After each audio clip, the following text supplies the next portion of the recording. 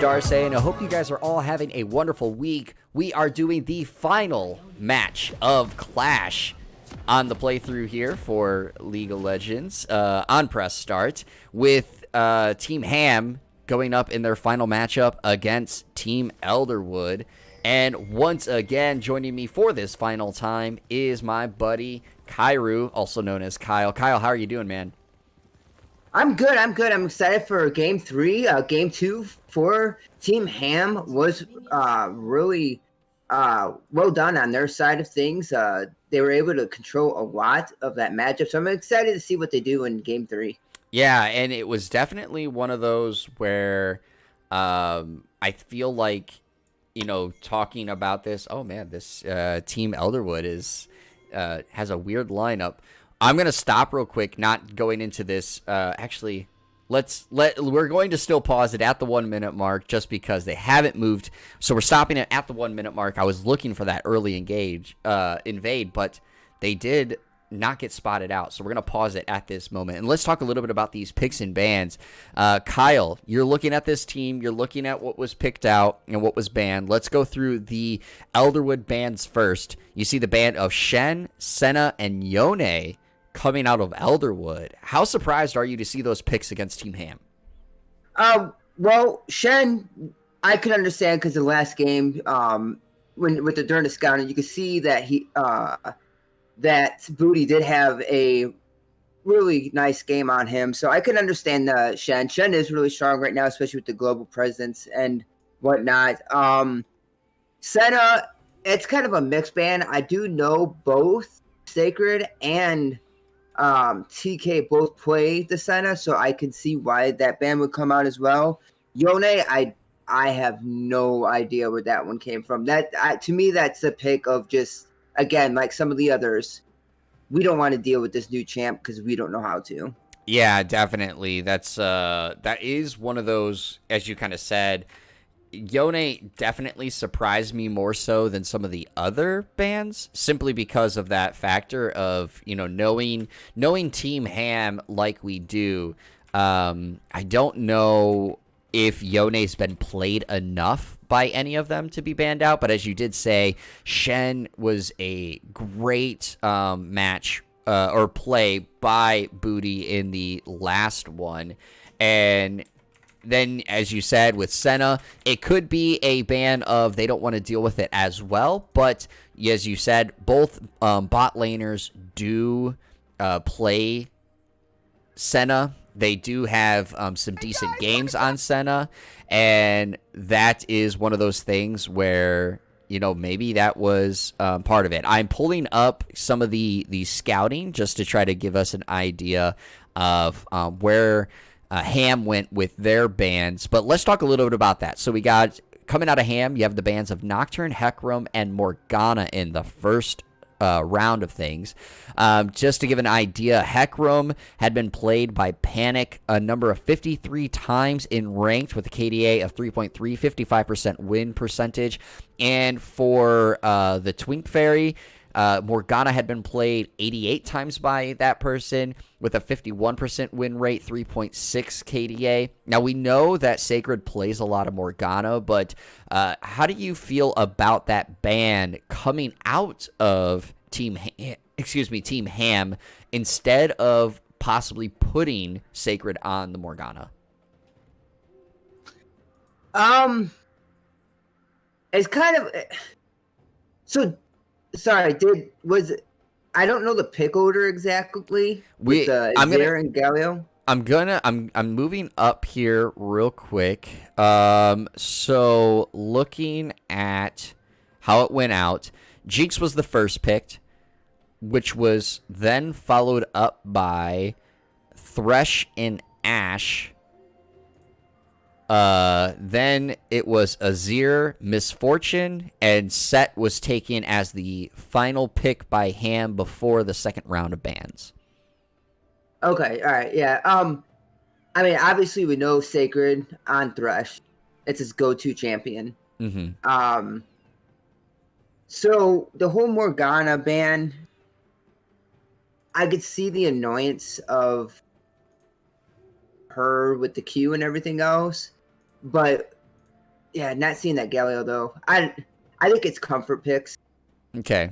I mean, Now looking at it, it was one of those Thresh was hovered before, so maybe because the final ban of Yone came out on the side of Elderwood, that they decided to ban the Morgana. We do know that Black Shield can become a problem for Thresh in lane, and maybe that was one of those, all right, they left up the Thresh, instant Morgana ban. Now we know we don't get the Thresh ban, or the bad lane matchup with Morgana into Thresh. Who knows, but that is the way it went down. In the second round of things, we have from Ham, they banned out Swain and Rengar.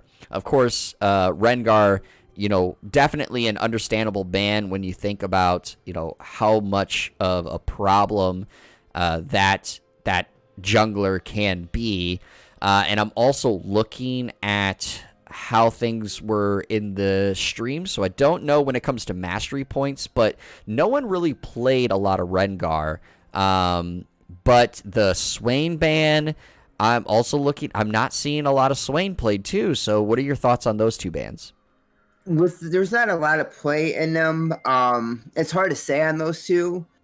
Rengar is kind of surprising if you don't see him. If you do see him somewhere on there, I could understand it. I obviously don't, can't see what's going on for that phase of it. Swain is another one of those issues that I just believe if you're not going to play it, they don't want to deal with it. And I've noticed throughout Clash, and even playing in some ranked, Swain support is one of the most annoying things to deal with. And then the final round of bans coming from Elderwood was Viger and Nico, of course targeting Frost there in the mid lane, who had played both Viger and Nico up to this point in the matches. Of course, mid lane was not picked in the first round of picks for Team Ham. So what do you think of the strategy from Elderwood targeting Frost in the mid lane, making sure he goes down in his pick order? Yeah, banning the Viger Nico, I think that's more, as you said, he did play it the previous two games, so they figured we'll just go with the previous play. But with Frost, you also still have the Echo and the Yas and different champs like that. So it's hard to me, it's more of a, what two champions do we not want to deal with from their mid laner? Let's ban those out, and then we'll put the two that we feel like we can deal with in there. But here we go, Frost ended up picking Lux. Yeah, definitely. So real quick, Kyle, before we unpause this, just based off of the pick and bans and what you see on the map, which roster do you like more, in this initial phase? In the initial phase, I actually like Team Ham's. There's a lot of CC and a lot of ways you could stop a lot of movement. You can lock somebody down forever with their comp. Yeah. Especially going against a Jinx that doesn't have a lot of movement until she kills somebody. Yeah, that's the thing that I'm looking at with this team comp is I really like what Team Ham's going for.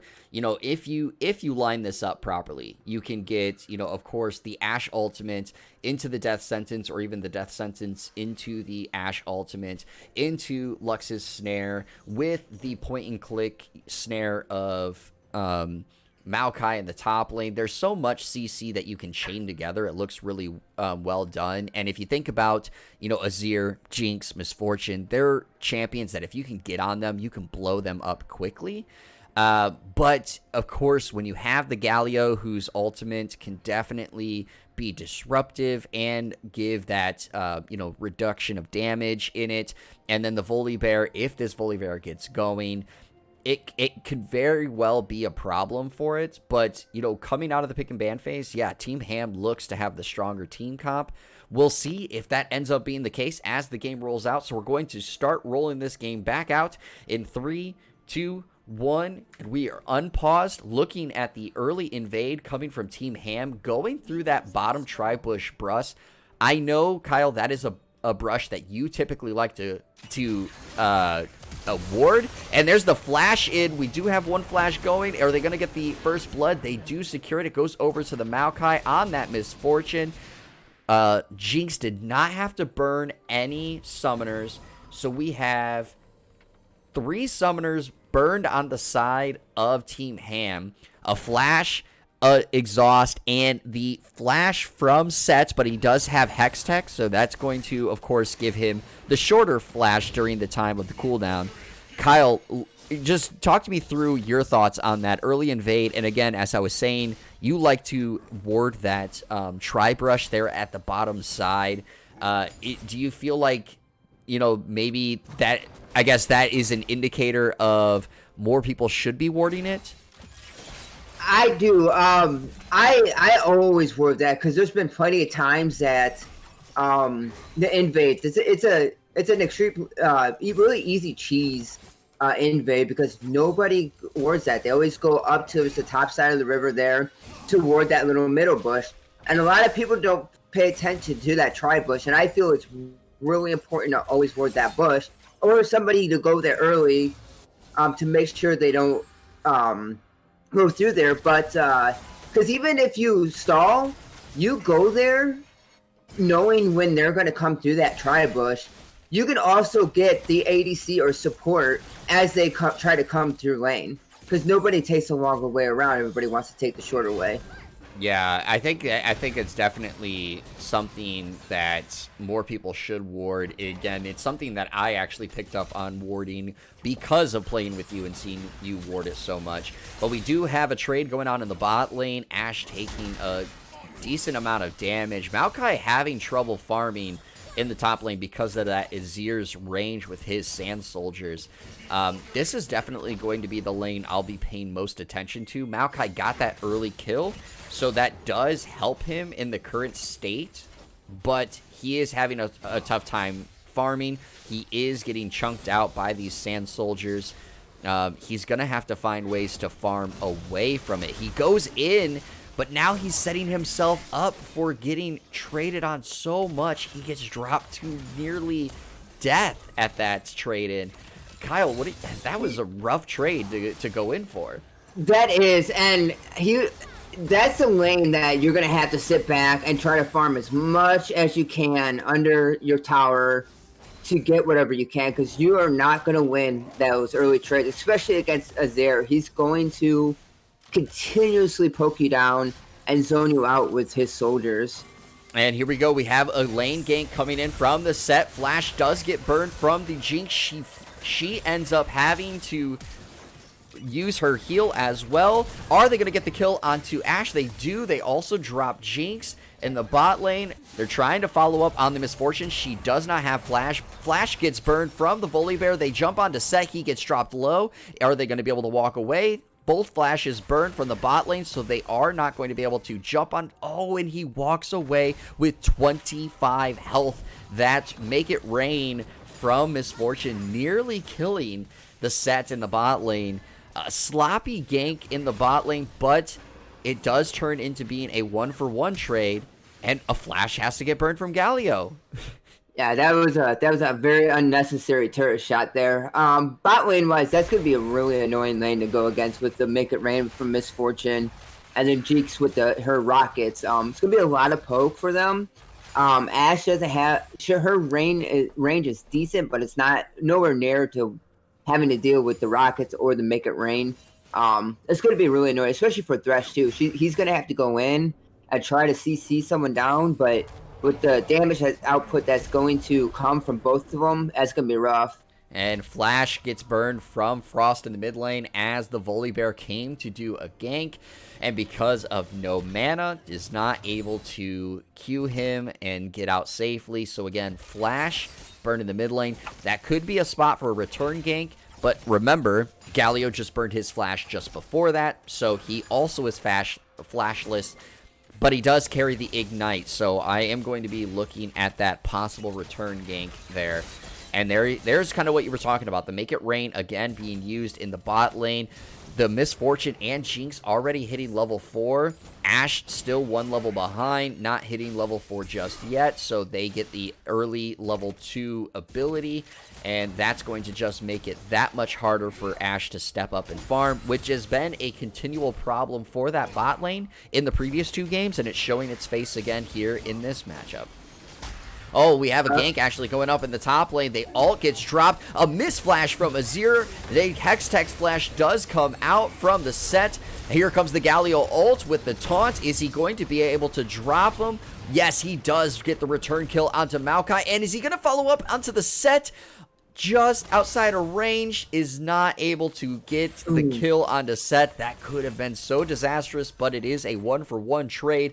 The kill going over to Galio, and the set picking up his first kill.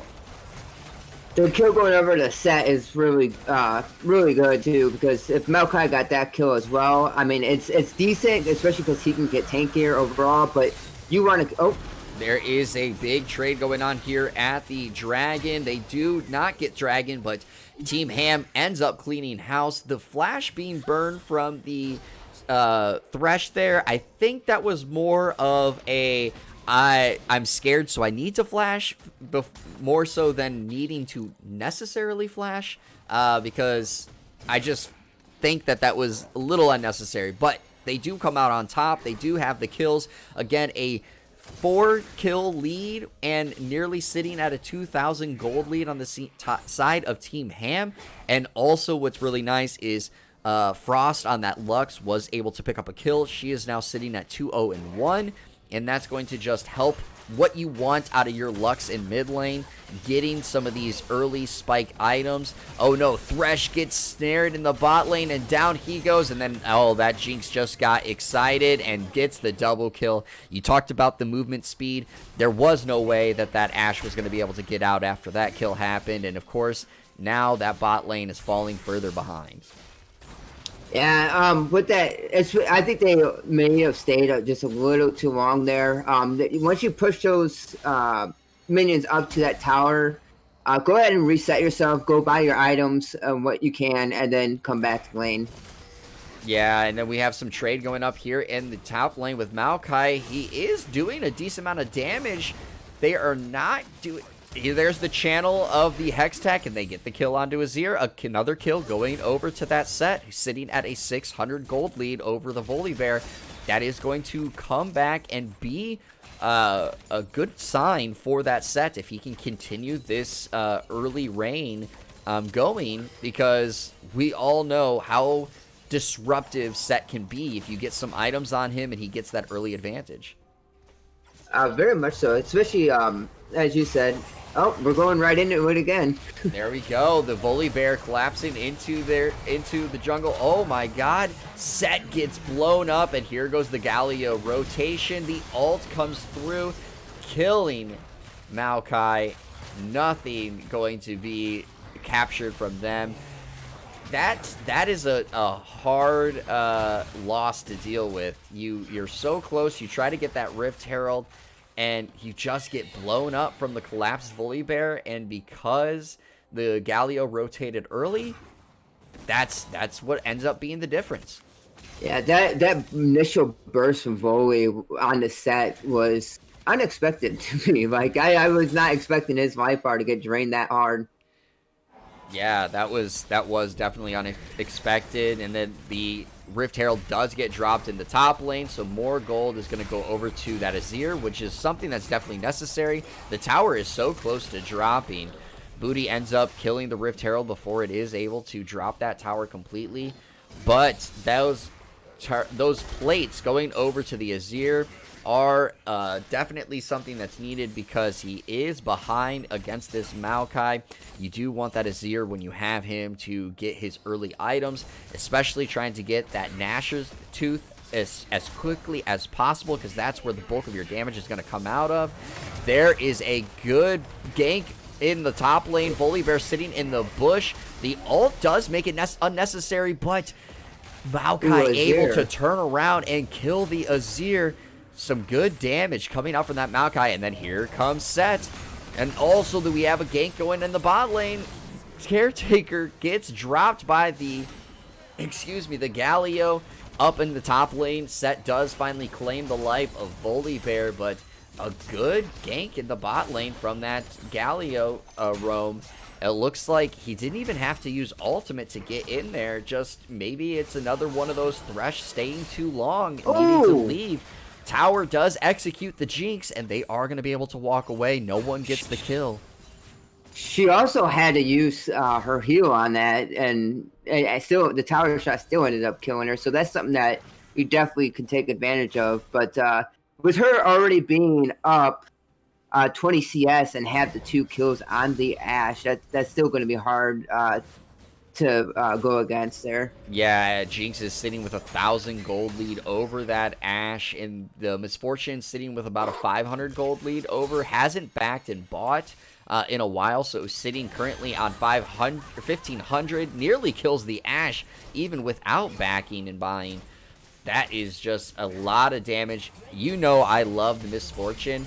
First tower getting dropped by the Azir in the top lane, and oh no, Thresh getting caught by this Volibear. Here comes the rotation. We do have a trade going up in the top lane. Some big damage coming out from Azir because of the tower that he has, and looks like Maokai might be caught in no man's land.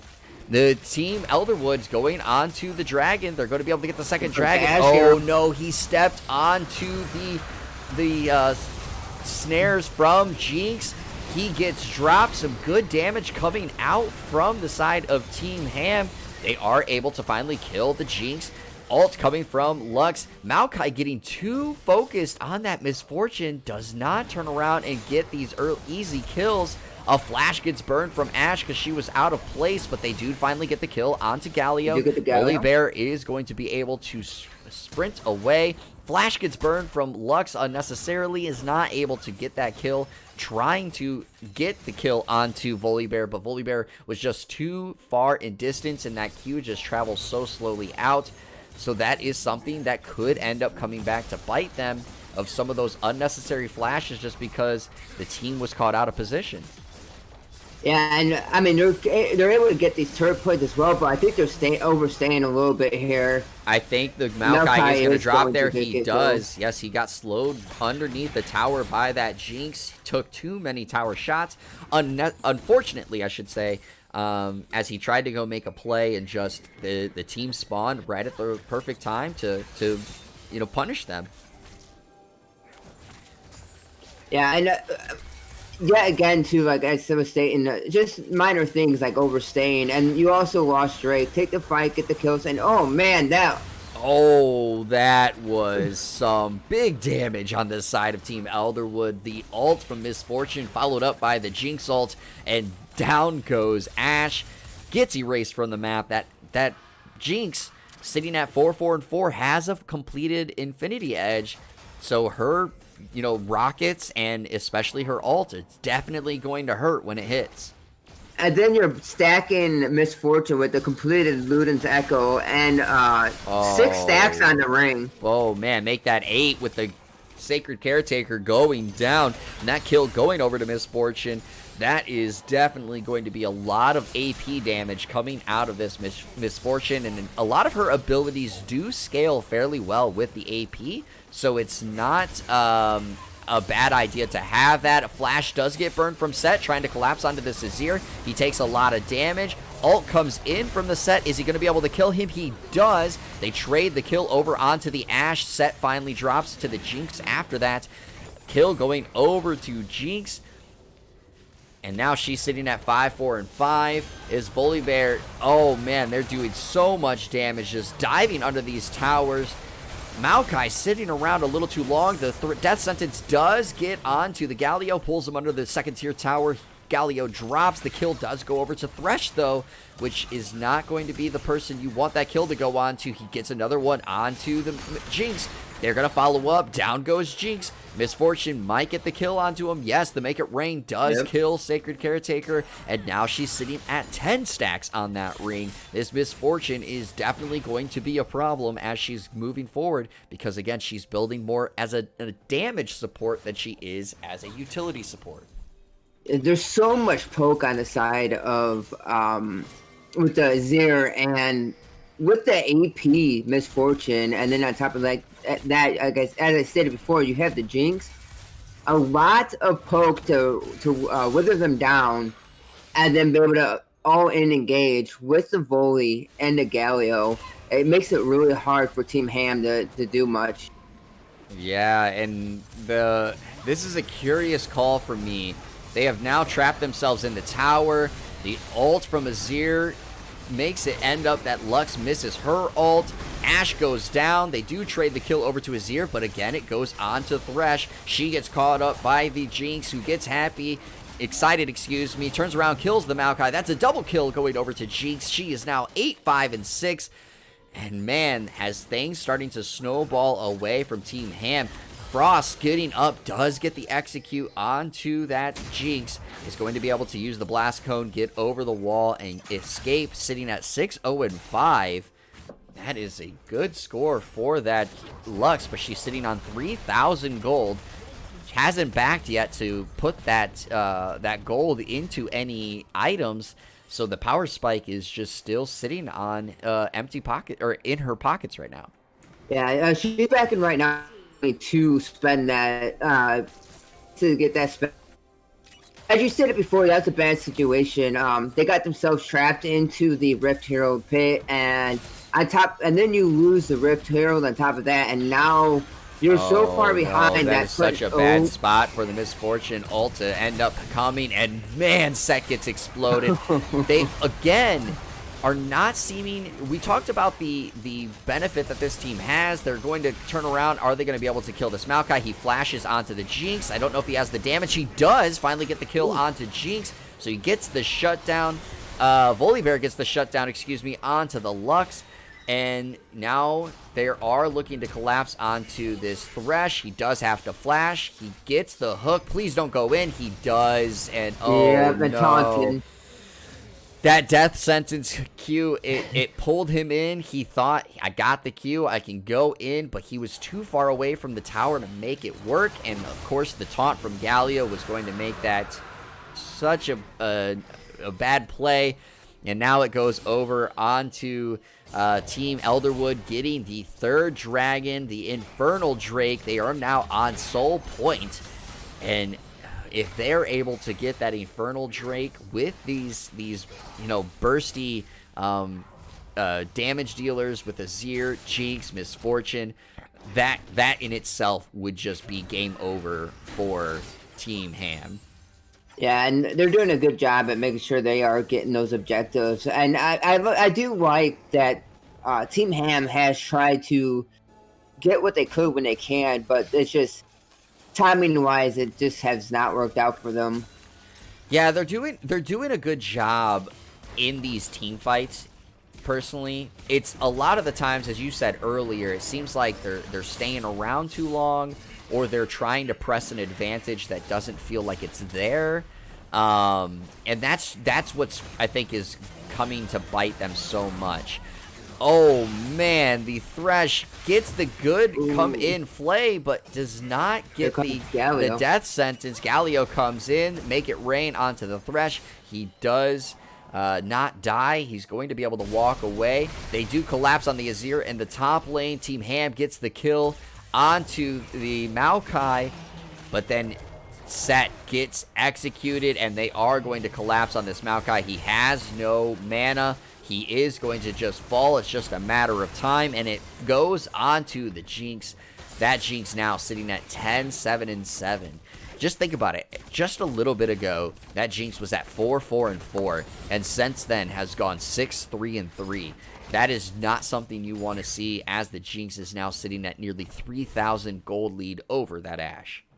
No, not at all. As you said, it's insane too, because the Jinx, they're able to get the kills onto Jinx, which is really good.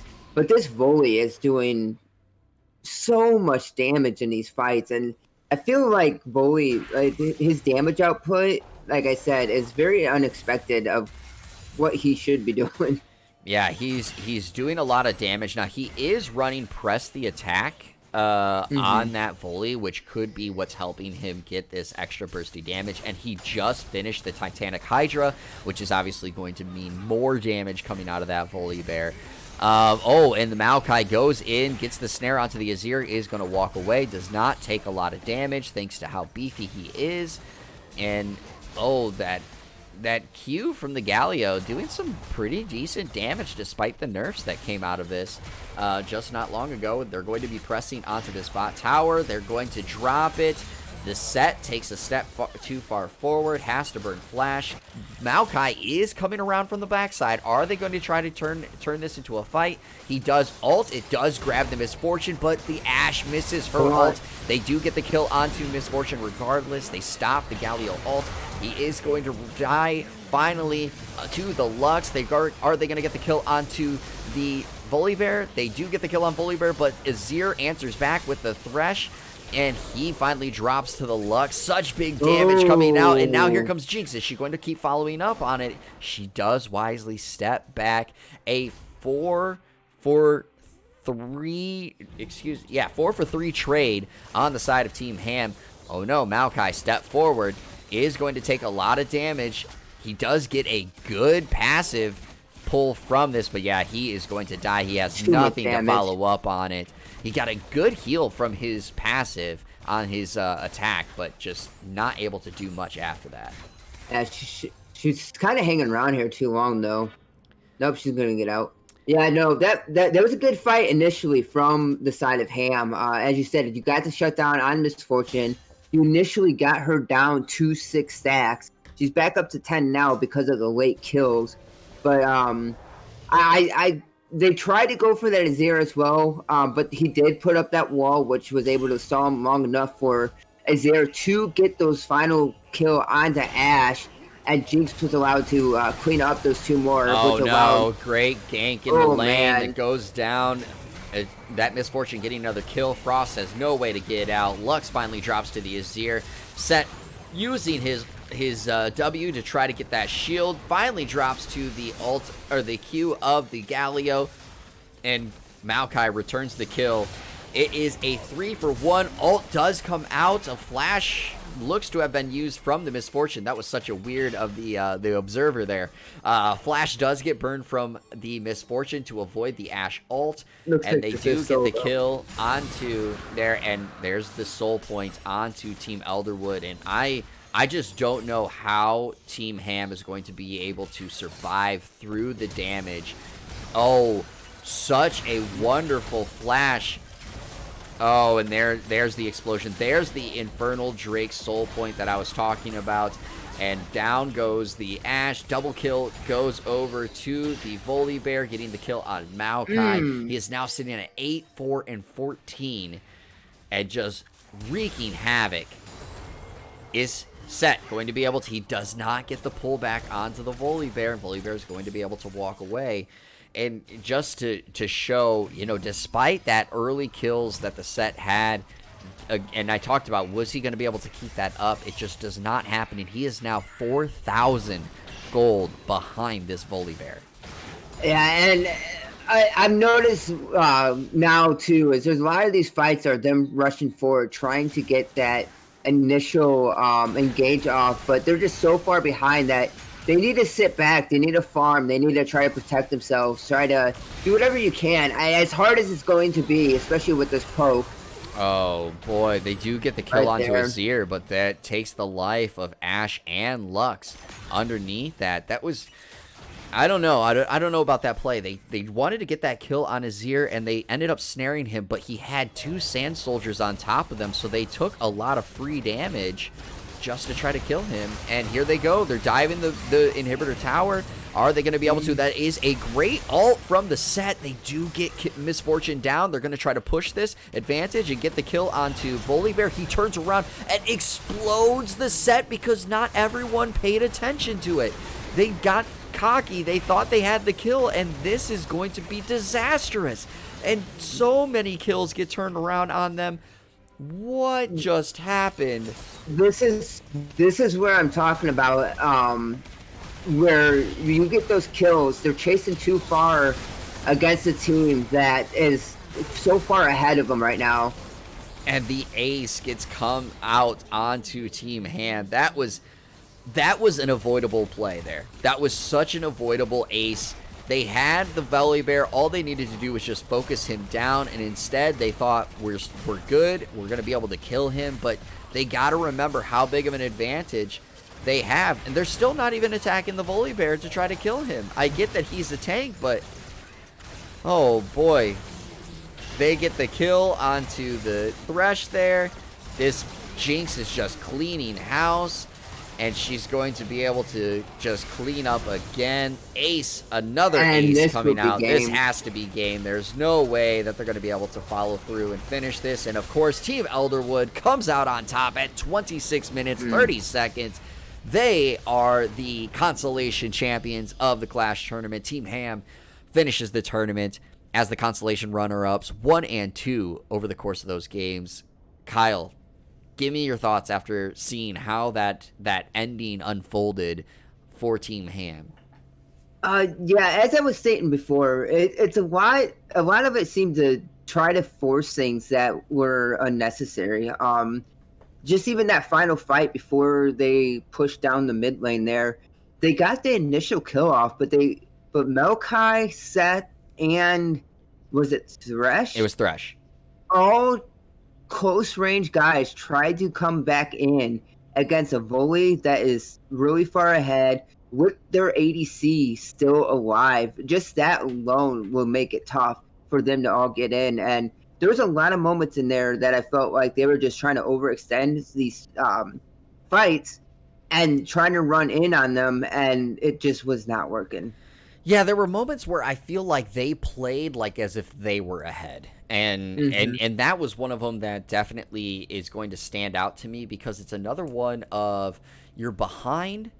You have the easy kill with the Volibear there. If Thresh, Maokai, and Set just focus him real quick, you kill him. Yes, the Jinx is going to be able to walk away, and I think Azir was there too. Yes, the Azir is going to walk away, but you're going to be able to secure the kill at least onto that Volibear, get them out of your base, reset, and try to fight another day. But they again played like they were ahead, and they left the Volibear for the Set to kill.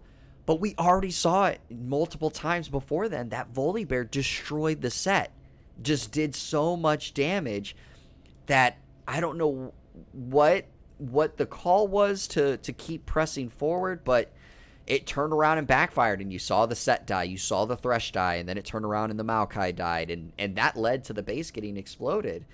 Was there anything you saw in the early game that you think maybe would have flipped the tides on how this outcome happened, or do you feel like just the way that the team comps played out, that this is inevitably was going to be the end? No, I think early on, you did get the early kill on the Set.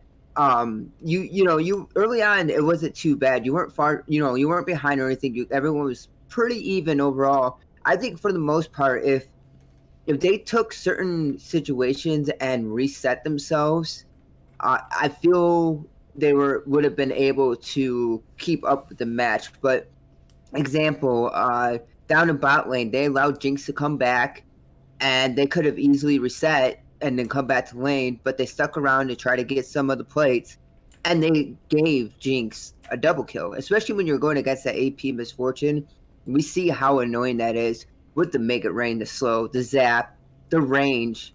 It was easy for Jinx to jump in there and clean everything up.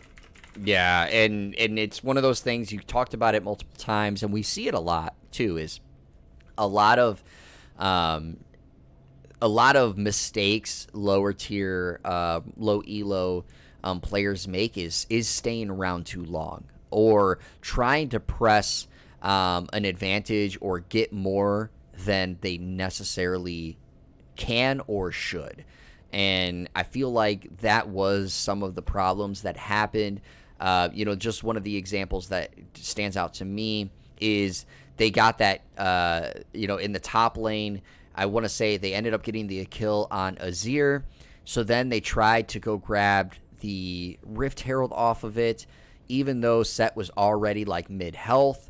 again, we were surprised by the bursty damage from the Volibear regardless, but what ends up happening, the Galio rotates over before the Lux does, and they end up cleaning house. They get the kill onto the set, to the Maokai and the Lux. Or no, the Lux ended up walking away, but they also get the Rift Herald. And that's just one of those plays of if they would have thought about, where are the players on the map? Where is the priority? Does mid lane have priority to come over and help out? Maybe that comes out differently, but they could have just reset and would have had a better chance at possibly getting that Rift Herald at a later point versus trying to grab it at that point, knowing that the Volibear hadn't been shown yet, could be at full health coming from base, which is what ended up being the case. Kyle, who is your MVP? Oh man, I've been saying jungles like every game so far, but I think I'm gonna go elsewhere. I think I'm gonna go with the Misfortune in this one, just for the fact that she was able to lay down so much early damage in these fights, especially in jungles. Able to half bar, or even more so, of the people where it just allowed that fight to early on. It was the fights were won. Mm-hmm. Yeah, Misfortune is definitely a strong consideration. For me, though, I'm going to have to give it to the Galio. I just think that the Galio did some really good map rotations, outside of the jungle, like that one dive in the tower to get the Thresh early on in the game. And just he did some great ults to mitigate damage on the side of Team Ham that I felt like he did, he played the Galio well and helped really set off that Jinx, that Misfortune from being focused in some of those team fights. And again, that's why his score ends at 8, 5, and 16 at the end of the day. But for the last time on this one, we just have to say congratulations to Team Elderwood for being the consolation champions. Team Ham, unfortunately, again, finishes 1 and 2, but they still had some great moments, had some great games, so they shouldn't be upset or hanging their heads over the losses. Just sometimes you come out on top, and sometimes you just come out underneath. And Kyle, once again, thank you so much for joining me on the Shoutcast here and going through this Clash tournament. Just, I guess, your final thoughts over how everything went, and including this game. No, it was a lot of fun. I'm glad to be able to do this. It's always fun seeing the outside perspective, because on the inside it always looks so much more, so much different. But overall, like I said, a lot of fun. It was fun watching Team Ham through their bracket. There's a lot of really fun games, and there is so many awesome moments from them. But I appreciate you having me back on here. All right. Well, we'll definitely have to do this again sometime. So again, for those that are watching this, if you like the video, give it a thumbs up. Leave a comment down below on your thoughts of how this game went. And if you've watched all the other games, how you thought the overall tournament went, or the Clash, I should say. And if you haven't already, consider hitting that subscriber button and consider hitting the bell notification so you can be notified of every time that I post. Thank you all again for tuning into this video here on Press Start. And as always, remember, your gaming news starts right here.